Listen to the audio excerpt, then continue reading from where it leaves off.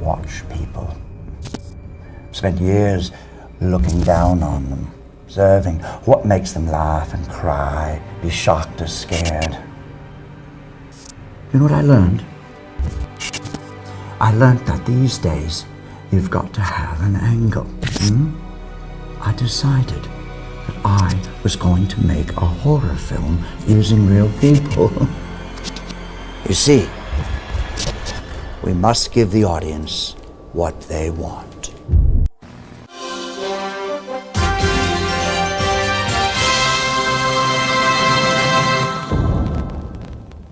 Hello, fellow followers. Welcome back to FanZcene. Greg here, and today I have for you my review of the 2014 film, The Last Showing, starring Robert Englund. While watching the Robert Englund Hollywood Dreams and Nightmare documentary, he brought up this movie, The Last Showing, and it was something that he seemed to be very proud about. Like, he was really happy with it, and he wished a lot of more people would have seen it and caught on to it. It's not a U.S. film. It's a UK film. It's a British film. I don't think it got a U.S. release. I should have looked into that before I did this, but I don't think it did. But it intrigued me, so I watched the movie, and you know what? I gotta say, I really enjoyed it, and I can see why he wanted more people to see this movie.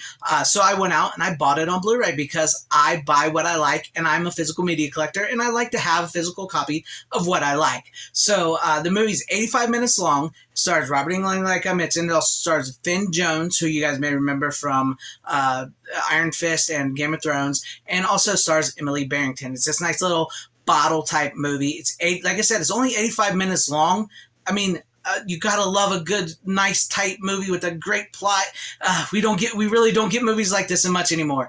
So essentially, here Robert Englund is a projectionist at this multiplex in cinema in the UK, big huge theater, and he's been demoted to like the concession guy, you know, giving out popcorn and drinks and sweeping the floor and everything. And he's got a younger boss who's kind of, you know, like, he just thinks he's this annoying guy, and you can tell like the people there don't really care for him, and they're kind of just shuffling him off to retirement. And, you know, they get aggravated because he's this projectionist. He's a film lover. He knows the aspect ratio the film should be shown in. And he keeps telling the people, like, they're showing the film in the wrong aspect ratio. Just let me fix it. They won't let him fix it. So he's like, you can tell he's this disgruntled guy, and he's got something brewing inside of him.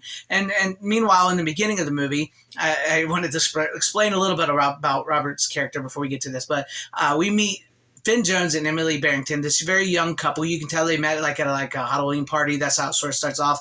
And they've only been on a few dates, and you can tell they're getting into this very great lovey-dovey romantic part of the relationship. And of course, Finn Jones' character kind of wants to, get in her pants, for lack of a better word. But he's actually a gentleman, and he wants to wait. And so they get these 2 tickets to a midnight showing of The Hills Have Eyes Part 2, which you gotta love the Wes Craven, because there's some like meta references in this, like with Wes Craven and Freddy Krueger, that's all brought up.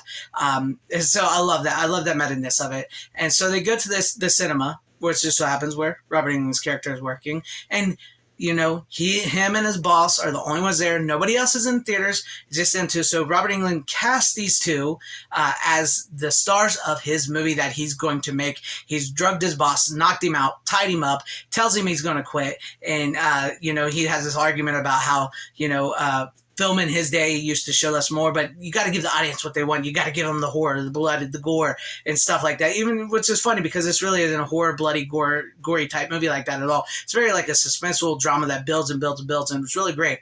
And so he goes, it's all shot in digital anyway. So he has this handheld like HD camera, and he uses the CCTV cameras, and he ends up drugging the girl, kidnapping her as well, and forcing Finn Jones' character to go through like these obstacles in the theater, the multiplex, to try to figure out what's going on, how to get to her, where she's at.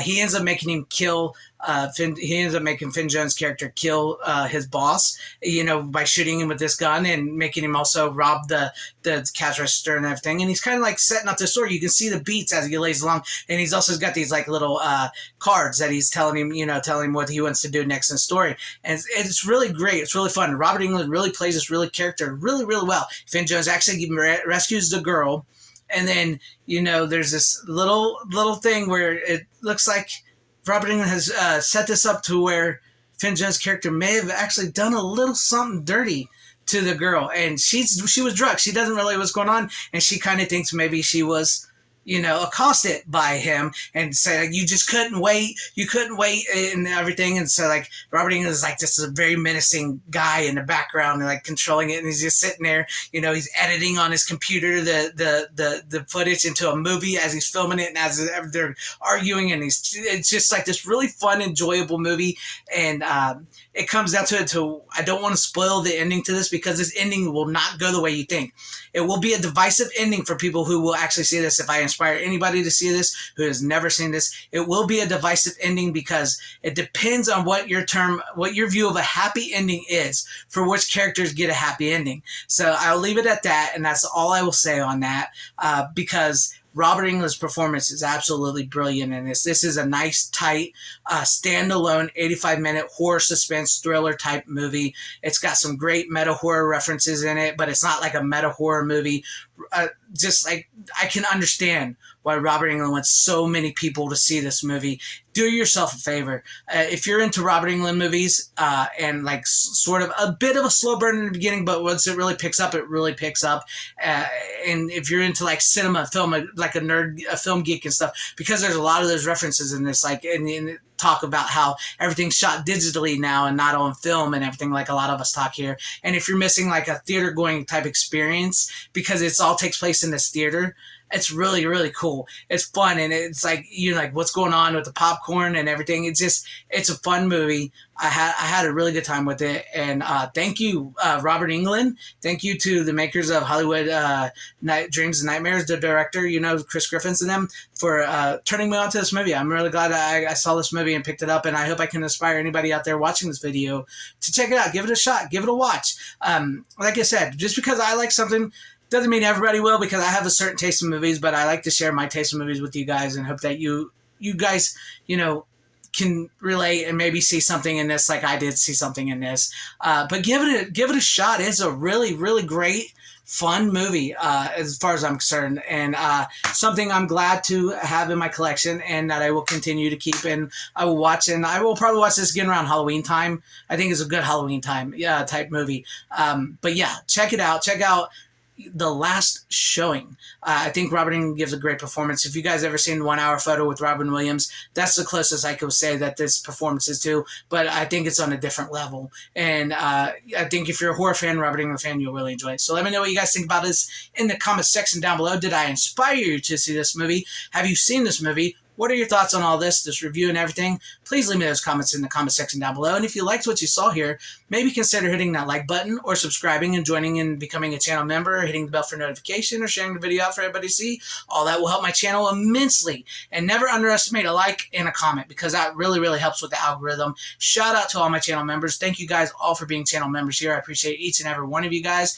Thank you to everybody watching wherever you are. Please have a great, safe, happy, healthy day, morning, afternoon, evening, and night. Always support physical media. It is the superior format. Godspeed.